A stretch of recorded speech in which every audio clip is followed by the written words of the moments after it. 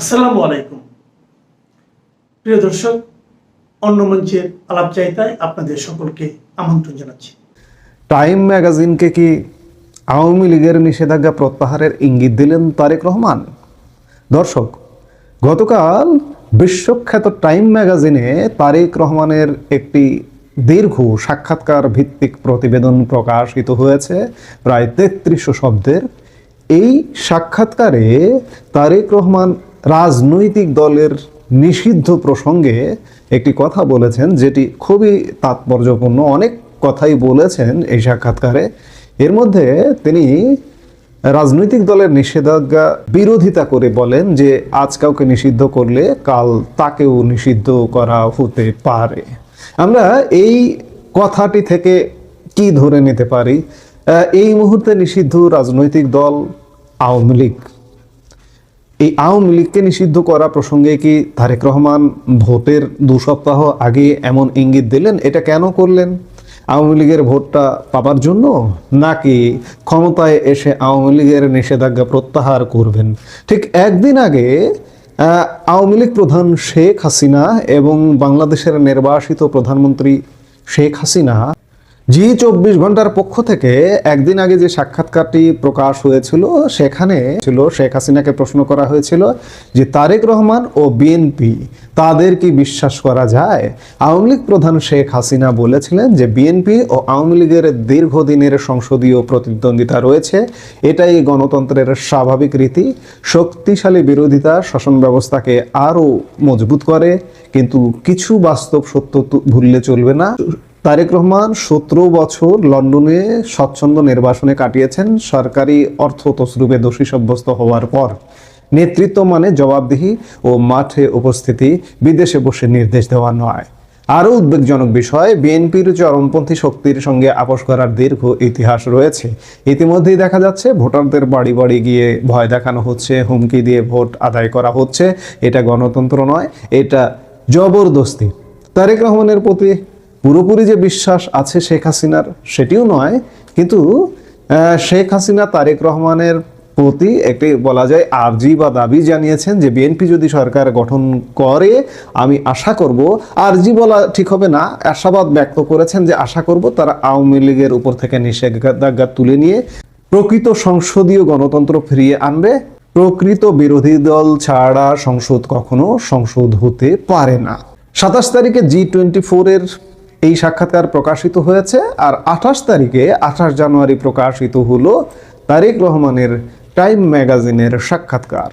শেখ হাসিনার সেই আর্জি বা আশাবাদের সাথে তারেক রহমানের আশাবাদ মনে হচ্ছে যেন খানিকটা মিলে যাচ্ছে, যে রাজনৈতিক দল নিষিদ্ধ করার বিরুদ্ধে তার অবস্থান। আজ কাউকে নিষিদ্ধ করলে কাল তাকেও নিষিদ্ধ হতে পারে। দীর্ঘ 17 বছর নির্বাসন শেষে দেশে ফিরে এখন বাংলাদেশের রাজনীতির কেন্দ্রবিন্দুতে তারেক রহমান। যুক্তরাষ্ট্র ভিত্তিক প্রভাবশালী সাময়িকী টাইম ম্যাগাজিনে বুধবার 28 জানুয়ারি তাকে নিয়ে একটি বিশেষ প্রতিবেদন প্রকাশ করেছে। টাইম ম্যাগাজিনের সেই প্রতিবেদনে তারেক রহমানকে আখ্যা দেওয়া হয়েছে বাংলাদেশের প্রডিগাল সন বা প্রত্যাবর্তনকারী উত্তরাধিকারী হিসেবে। প্রতিবেদনে বলা হয়েছে, কণ্ঠস্বর ভাঙা ও শারীরিক দুর্বলতা সত্ত্বেও রাজনীতিতে সক্রিয় ভূমিকায় ফেরার সংকল্প স্পষ্ট তারেক রহমানের। দেশে ফেরার কয়েকদিনের মধ্যেই তার মা বাংলাদেশের প্রথম নারী প্রধানমন্ত্রী খালেদা জিয়ার মৃত্যু তাকে ব্যক্তিগতভাবে ভীষণ নাড়া দিলেও রাজনৈতিক দায়িত্ব পালনের ব্যাপারে তিনি অনড়। টাইমের সঙ্গে একান্ত সাক্ষাৎকারে তারেক রহমান বলেন, দায়িত্ব এড়িয়ে যাওয়ার সুযোগ নেই। দেশের মানুষ তাকে যে আস্থা দিয়েছে সেটাই তার রাজনীতিতে থাকার প্রধান কারণ। তিনি স্পষ্ট করে বলেন, তিনি শুধু পারিবারিক পরিচয়ের কারণে রাজনীতিতে নেই, বরং দলের সমর্থকরাই তাকে সামনে এনেছে। দেশে ফেরার পর এটাই ছিল তারেক রহমানের প্রথম সাক্ষাৎকার। প্রতিবেদনে উল্লেখ করা হয়, আসন্ন 12 ফেব্রুয়ারির জাতীয় নির্বাচনে তারেক রহমান পরিষ্কারভাবে এগিয়ে থাকা প্রার্থী। সাম্প্রতিক জনমত জরিপ অনুযায়ী তার নেতৃত্বাধীন বিএনপির প্রতি প্রায় 70% ভোটারের সমর্থন রয়েছে, যেখানে নিকটতম প্রতিদ্বন্দ্বী জামাতে ইসলামের জনসমর্থন মাত্র 19%। আমি আগেই বললাম যে টাইম ম্যাগাজিনের প্রায় 3300 শব্দের বিশাল প্রতিবেদনে বাংলাদেশের সামগ্রিক পরিস্থিতিও বিশ্লেষণ করা হয়েছে। উচ্চ মূল্যস্ফীতি, টাকার দুর্বল মান, বৈদেশিক মুদ্রার রিজার্ভ সংকট এবং যুব বেকারত্ব বড় চ্যালেঞ্জ হিসেবে চিহ্নিত করা হয়েছে। প্রতি বছর 20 লাখ তরুণ কর্মবাজারে প্রবেশ করলেও সেই অনুপাতে কর্মসংস্থান সৃষ্টি হচ্ছে না। এ বিষয়টি তারেক রহমানের জন্য বড় পরীক্ষা বলে উল্লেখ করেছে টাইম। নীতিগতভাবে একজন টেকনোক্র্যাটিক রাজনীতিক হিসেবে তুলে ধরা হয়েছে। তিনি খাল খনন, ব্যাপক বৃক্ষ রোপণ, ঢাকায় নতুন সবুজ অঞ্চল তৈরি, বর্জ্য থেকে বিদ্যুৎ উৎপাদন, দক্ষতা উন্নয়ন এবং বেসরকারি খাতের সঙ্গে স্বাস্থ্য খাতে অংশীদারত্বের পরিকল্পনার কথা বলেছেন। তারেক রহমানের বিশ্বাস, এসব পরিকল্পনার 30% বাস্তবায়ন করতে পারলেও জনগণ তাকে সমর্থন করবে। টাইমের সাক্ষাৎকারে তারেক রহমান যেমন রাজনৈতিক দলের নিষিদ্ধের বিরোধিতা করেছেন, ঠিক তেমনি প্রতিবেদনে শেখ হাসিনাকে স্বৈরাচারী উল্লেখ করে তার পতনের পর বাংলাদেশের রাজনৈতিক রূপান্তর, ছাত্র আন্দোলন, আইন শৃঙ্খলা পরিস্থিতির অবনতি এবং ইসলামপন্থী রাজনীতির উত্থান নিয়েও বিস্তারিত আলোকপাত করেছে। এতে বলা হয়েছে, অন্তর্বর্তী সরকারের সংস্কার প্রচেষ্টা এখনো অসম্পূর্ণ এবং নির্বাচন পরবর্তী বাংলাদেশ কোন পথে যাবে সেটাই সবচেয়ে বড় প্রশ্ন। তারেক রহমান নিজেকে তুলনামূলকভাবে নরম ও শ্রোতামনস্ক নেতা হিসেবে উপস্থাপন করছেন। তিনি বলেন, রাস্তায় মানুষ যেন নিরাপদে থাকে, ব্যবসা করতে পারে, এটাই তার প্রথম অধিকার। এবং একই সঙ্গে তিনি রাজনৈতিক দল নিষিদ্ধ করার বিরোধিতা করে বলেন, আজ কাউকে নিষিদ্ধ করলে কাল তাকেও নিষিদ্ধ করা হতে পারে। আমি খানিক আগে যেটি বললাম, টাইম ম্যাগাজিনের মূল্যায়নে তারেক রহমানের প্রত্যাবর্তন বাংলাদেশের রাজনীতিতে আশার সঞ্চার করেছে ঠিকই, তবে অতীতের ভার, দলীয় শৃঙ্খলা এবং অর্থনৈতিক বাস্তবতা, এই 3 পরীক্ষায় উত্তীর্ণ না হতে পারলে সেই আশা দ্রুতই ম্লান হয়ে যেতে পারে। প্রতিবেদনের শেষাংশে তারেক রহমান স্পাইডারম্যান সিনেমার একটি সংলাপ উদ্ধৃত করে বলেন, বড় ক্ষমতার সঙ্গে বড় দায়িত্বও আসে। আমি মনে প্রাণে এটি বিশ্বাস করি। এখন তারেক রহমান এই বড় দায়িত্বের জায়গা থেকে বাংলাদেশের কোনো রাজনৈতিক দল নিষিদ্ধ আছে, সেই রাজনৈতিক দলের নিষিদ্ধতা উঠে যাবে কিনা নির্বাচন পরবর্তী সময়ে সেটি বিবেচ্য বিষয়। এবং আওয়ামী লীগও প্রত্যাশা করে, বিশ্ব প্রত্যাশা করে যে যেভাবেই হোক একটি নির্বাচন হচ্ছে, সেই নির্বাচনে যদি তারেক রহমান ক্ষমতায় আসেন, এসে যেহেতু তারেক রহমান নিজ কণ্ঠে বললেন যে রাজনৈতিক দল নিষিদ্ধের বিরুদ্ধে তার অবস্থান, আজ যদি কাউকে নিষিদ্ধ করা হয় কাল তাকেও নিষিদ্ধ করা হতে পারে, এই জায়গাটাকে, এই চিন্তাটাকে মাথায় নিয়ে তারেক রহমান আওয়ামী লীগের নিষেধাজ্ঞা নিশ্চয়ই প্রত্যাশা করবেন। আমরা সেটাও প্রত্যাশা করি। কিংবা ভোটের মাঠে ভোট পাবার জন্য এ কথা বললেন কিনা, এই কথাগুলো বা এই চিন্তাধারাগুলো ভোট পরবর্তী সময়ে প্রকাশিত হবে। আমরা নিশ্চয়ই সেটি দেখব। এই মুহূর্তে A symbol of kleptocratic government and violent politics, বাংলাদেশের সহিংস রাজনীতি এবং চৌর্যবৃত্তির সরকারের প্রতীক হিসেবে অভিহিত করা হয়েছিল মার্কিন ওই কূটনৈতিক তার বার্তা 2008 সালের। সেটাই সম্ভবত তারেক রহমানের জীবনে সবচেয়ে বড় কালিমা হয়ে আছে পুরোপুরিভাবে পশ্চিমের সংবাদ মাধ্যম, রাজনৈতিক বিশ্লেষক এবং পর্যবেক্ষকদের চোখে। টাইম ম্যাগাজিন এরপর বলছে, যেখানে ওই তার বার্তায় এর পাশাপাশি তাকে এমন একজন চরিত্র হিসেবে অভিহিত করা হয়েছিল যে তারেক রহমান বিখ্যাত ছিলেন ঘুষ চাওয়ার জন্য, যিনি কিনা যখন তখন যাকে তাকে ভয় দেখিয়ে অপমান করে এবং ঘন ঘন ঘুষ চাইতেন। বিশ্বের সবচেয়ে প্রভাবশালী ম্যাগাজিনগুলোর একটি টাইম ম্যাগাজিন এক বিরাট নিবন্ধ ছেপেছে তারেক রহমান সম্পর্কে। এবং এটা স্পষ্ট যে টাইম ম্যাগাজিনের মতো পত্রিকার এশীয় প্রশান্ত মহাসাগরীয় অঞ্চলের senior editor Charlie Campbell Singapore থেকে এসে তারেক রহমানের সঙ্গে সাক্ষাৎ করে এই বিরাট নিবন্ধটি যে রচনা করেছেন, তার একটা মুখ্য কারণ এই যে তারেক রহমানকে বিশ্বের সঙ্গে আগামীর সম্ভাব্য প্রধানমন্ত্রী হিসেবে টাইম ম্যাগাজিন পরিচয় করিয়ে দিতে চেয়েছে। টাইম ম্যাগাজিন এটা নিয়ে কোনো রাগঢাক করে নাই, সরাসরি বলেছে যে 12ই ফেব্রুয়ারির নির্বাচনে টাইম ম্যাগাজিনের মতে তারেক রহমান নির্বাচনী দৌড়ে একেবারে একজন ক্লিয়ার ফ্রন্ট রানার, মানে সুস্পষ্টভাবেই তিনি এগিয়ে আছেন। কিন্তু বিস্ময়কর ব্যাপার হচ্ছে, টাইম ম্যাগাজিন বাংলাদেশের ভাবী প্রধানমন্ত্রী হিসেবে তারেক রহমানকে পরিচয় করিয়ে দিল যে দীর্ঘ নিবন্ধে, তার শিরোনাম তারা করেছে বাংলাদেশের প্রডিগাল সান, প্রডিগাল শব্দটা তেমন ঘন ঘন ব্যবহৃত হয় বা খুব প্রচলিত তেমন নয়। প্রডিগাল শব্দটার অর্থ বুঝতে বেশ কয়েক ঘন্টা ধরে নানাভাবে ঘাটাঘাটি করে কোনোভাবেই এর কোনো ইতিবাচক কনোটেশন বা ইতিবাচক কোনোভাবে একে ব্যাখ্যা করার কোনো সুযোগ পাওয়া গেল না। প্রডিগাল অর্থ হচ্ছে এমন সন্তান পরিবারের যে কিনা পথভ্রষ্ট হয়েছে, বকে গেছে, উচ্ছৃঙ্খল হয়ে পড়েছে, বেপরোয়া হয়ে পড়েছে এবং যে কিনা ভীষণ রেকলেসলি অমিতব্যয়ীভাবে ব্যাপক খরচ করে। এমনকি কোথাও কোথাও বলা হচ্ছে, মানে বাইবেলে প্রডিগাল সান হচ্ছেন তারা যারা পরিবারের সম্পদ নষ্ট করতে পরিবার ছেড়ে চলে যান এবং তারপর একরকম কখনো কখনো পাপের প্রায়শ্চিত্ত করে অনুতপ্ত হয়ে বাড়ি ফিরে আসেন এবং তারপর আবার পরিবারের কাছ থেকে একটা উষ্ণ অভ্যর্থনা পান। পরিবারের সবাই তাকে আন্তরিকভাবে গ্রহণ করেন। তার মানে একটা বকে যাওয়া অমিতব্যয়ী ছেলে যে পরিবারের যেমন ইচ্ছে পয়সা কড়ি সম্মান খরচা করে পাপের প্রায়শ্চিত্ত করে অনুতপ্ত হয়ে আবারও বাড়ি ফিরে এসেছে। তারেক রহমানকে টাইম ম্যাগাজিন সেই প্রডিগাল সান, বকে যাওয়া পুত্র হিসেবে শিরোনাম করে পরিচয় করিয়ে দিয়েছে বিশ্বের দরবারে। তারেক রহমানের সঙ্গে তার বাড়িতে, তার বাড়ির বাগানে সাক্ষাৎ করেছেন চার্লি ক্যাম্বেল, এই টাইম ম্যাগাজিনের সাংবাদিক।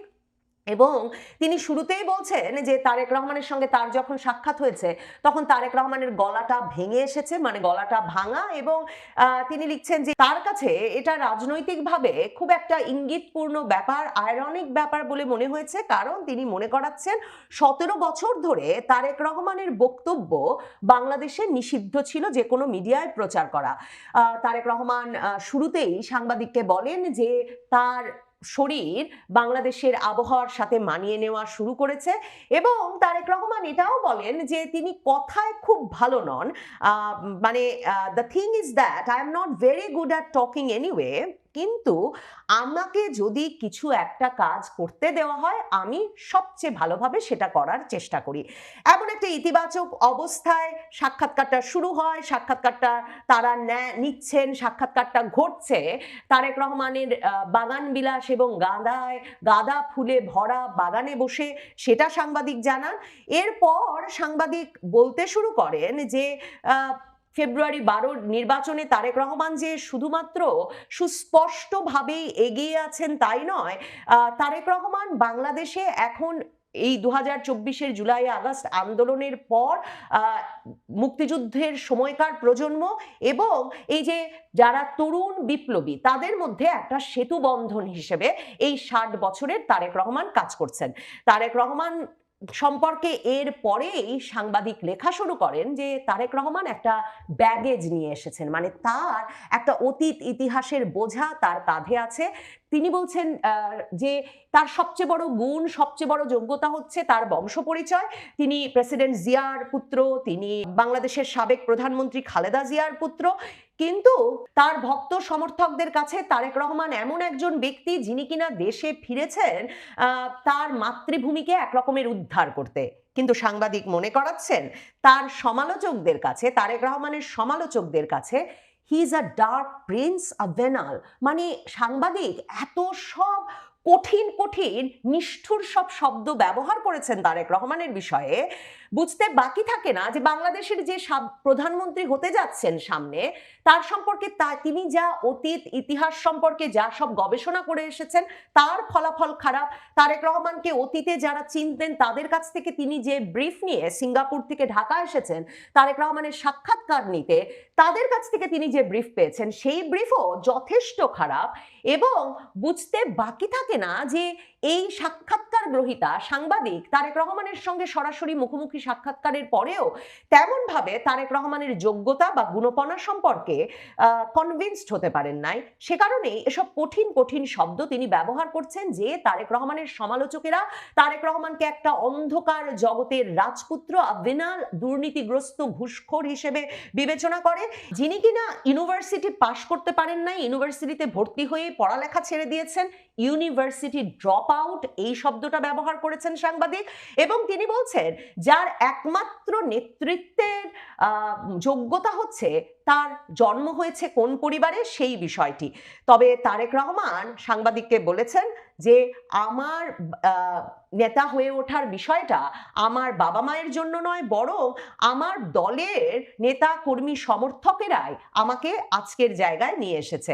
টাইম ম্যাগাজিন এরপর বলছে যে তবে বাংলাদেশ সম্ভবত তারেক রহমানের এই মুখের কথাকে গ্রহণ করতে এখন প্রস্তুত, যে কারণে জরিপে দেখা যাচ্ছে সম্প্রতি যে 70% মানুষ তারেক রহমানের দলকে ভোট দিতে চায়, যখন প্রধান ইসলামী দল তার প্রধান প্রতিদ্বন্দ্বী জামায়াতে ইসলামীকে ভোট দিতে চায় 19% মানুষ। টাইম ম্যাগাজিন এরপর বলছে তবু তারেক রহমানকে নিয়ে উদ্বেগের শেষ নাই, কারণ 2001 থেকে 2006 পর্যন্ত বিএনপির শাসনামলে ট্রান্সপারেন্সি ইন্টারন্যাশনাল বাংলাদেশকে চারবার টানা সবচেয়ে দুর্নীতিগ্রস্ত দেশ হিসেবে অভিহিত করেছিল, তালিকাভুক্ত করেছিল। টাইম ম্যাগাজিন বলছে তারেক রহমান এ ধরনের সব অভিযোগ, দুর্নীতির অভিযোগ অস্বীকার করেছেন এবং তিনি বলেছেন যে অন্তর্বর্তীকালীন সরকার আদালতে তাকে দুর্নীতির সকল অভিযোগ থেকে মুক্তি দিয়েছেন, সকল অভিযোগ খারিজ হয়ে গেছে। তারপর সাংবাদিক বলছেন যে তারেক রহমান নানা রকম নীতিগত একটা পরিবর্তন ঘটিয়ে ফেলবেন এমন সব প্রতিশ্রুতি নিয়ে বাংলাদেশে ফিরেছেন এবং নানা রকম ফ্যাক্টস অ্যান্ড ফিগার্স মানে তথ্য উপাত্তের ভিত্তিতে নেওয়া বিভিন্ন সিদ্ধান্তের কথা জানাচ্ছেন। তিনি বলছেন 12,000 মাইল খাল খনন করবেন, তিনি বলছেন 50 মিলিয়ন গাছ লাগাবেন, তিনি বলছেন 50টা নতুন সবুজ এলাকা তৈরি করবেন ঢাকায়। এসব উল্লেখ করে তারেক রহমান সাংবাদিককে বলেছেন যে এর 30% যদি আমি বাস্তবায়ন করতে পারি তাহলে আমার ধারণা, আমার বিশ্বাস জনগণের সমর্থন আমার উপর থাকবে। কিন্তু সাংবাদিক এখানেও ভীষণভাবে একটা বিস্ময়করভাবে এখানেও সরাসরি তারেক রহমানকে একটা অপমান করবার বা ছোট করে দেখবার একটা প্রয়াস পান। তিনি বলেন যে তারেক রহমান এসব কথা বলে নিজেকে একরকমের একটা বিশেষজ্ঞ মর্যাদা দিতে চাইছেন বটে, মানে একটা টেকনোক্র্যাটিক অ্যাপ্রোচ নিতে চাইছেন বটে, কিন্তু সেটা তারেক রহমানের যে অতীত ইতিহাস বা অতীত যে পরিচয় তার সঙ্গে সামঞ্জস্যপূর্ণ নয়। এখানে আবারও টাইম ম্যাগাজিনের সাংবাদিক চার্লি ক্যাম্বেল আবারও লিখছেন তারেক রহমানের জন্ম হয়েছিল ঢাকায়, সেখানে তিনি এয়ারফোর্সের একটা স্কুলে পড়ালেখা শুরু করেন, বিএফ শাহিন স্কুলের কথা সম্ভবত বলছে।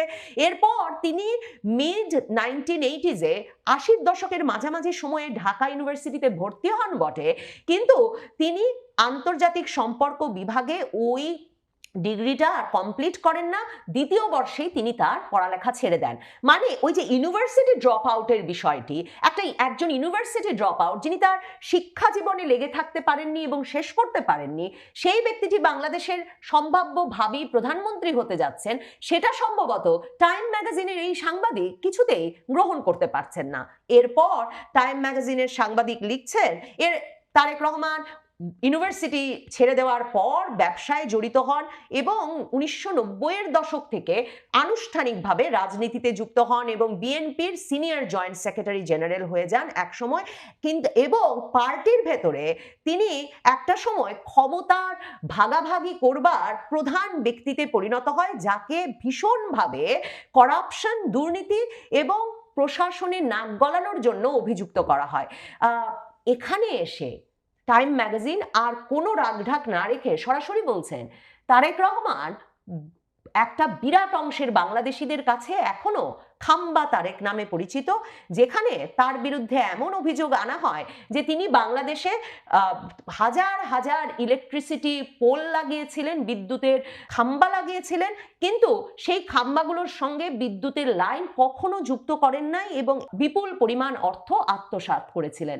টাইম ম্যাগাজিন বলছেন যে তারেক রহমান এসব অভিযোগ অস্বীকার করেন বটে, কিন্তু 2008 সালের মার্কিন কূটনৈতিকদের একটি তার বার্তায় সরাসরি Tarique Rahman A symbol of kleptocratic government and violent politics, বাংলাদেশের সহিংস রাজনীতি এবং চৌর্যবৃত্তির সরকারের প্রতীক হিসেবে অভিহিত করা হয়েছিল। মার্কিন ওই কূটনৈতিক তার বার্তা 2008 সালের, সেটাই সম্ভবত তারেক রহমানের জীবনে সবচেয়ে বড় কালিমা হয়ে আছে পুরোপুরিভাবে পশ্চিমের সংবাদ মাধ্যম, রাজনৈতিক বিশ্লেষক এবং পর্যবেক্ষকদের চোখে। টাইম ম্যাগাজিন এরপর বলছে যেখানে ওই তার বার্তায় এর পাশাপাশি তাকে এমন একজন চরিত্র হিসেবে অভিহিত করা হয়েছিল যে তারেক রহমান বিখ্যাত ছিলেন ঘুষ চাওয়ার জন্য, যিনি কিনা যখন তখন যাকে তাকে ভয় দেখিয়ে অপমান করে এবং ঘন ঘন ঘুষ চাইতেন। মানে একটা ঘুষখোর চৌর্যবৃত্তির সরকারের দুর্নীতি এবং সহিংসতার কেন্দ্রীয় চরিত্র হিসেবে তারেক রহমানকে যে মার্কিন কূটনীতিকরা পরিচয় করিয়ে দিয়েছিলেন তাদের গোপন তার বার্তায়, সেই বোঝাটা সম্ভবত এখনো তারেক রহমান ঘাড় থেকে নামাতে পারেননি। টাইম ম্যাগাজিনে তার সাক্ষাৎকারটি বা তার বিষয়ে এই দীর্ঘ নিবন্ধটি সে কারণে সম্ভবত এমন একটা অপমানজনক এবং নেতিবাচক চেহারা পেয়েছে। টাইম ম্যাগাজিনের সাংবাদিকের পর লিখেছেন যে 2007 সালের 1/11 সরকারের সময় বিপুল পরিমাণ জনগণের অর্থ লুটপাট, অর্থ পাচার, আওয়ামী লীগের জনসভায় গ্রেনেড হামলা পরিকল্পনায় এসব অভিযোগে তাকে গ্রেফতার করা হয় এবং তিনি ভয়াবহ নির্যাতনের শিকার হন। তারেক রহমান টাইম ম্যাগাজিনের সাংবাদিককে বলেছেন, এখনো মাঝে মাঝেই শীতকালে তার পেছনে ব্যথা করে, পিঠে ব্যথা করে, এবং তিনি বলেছেন, তারেক রহমান বলেছেন যে এই ব্যথাকে তিনি তার এক রকমের দায়িত্ববোধ হিসেবে দেখেন, যে দায়িত্ববোধ রয়েছে তার জনগণের প্রতি। এবং তারপর তিনি সাংবাদিককে তার আরেকটা ফেভারিট ফিল্ম স্পাইডারম্যান থেকে একটা উদ্ধৃতি দেন। সেই উদ্ধৃতিটা দিয়েই টাইম ম্যাগাজিনের সাক্ষাৎকারটা শেষ হয়েছে। উদ্ধৃতিটা হচ্ছে, তারেক রহমান বলছেন, with great power comes great responsibility. বড় ক্ষমতার সাথে বড় দায়িত্বও আসে। এবং তারেক রহমান সাংবাদিককে বলেছেন, টাইম ম্যাগাজিনকে বলেছেন, তিনি সেই কথায় ভীষণভাবে বিশ্বাস করেন।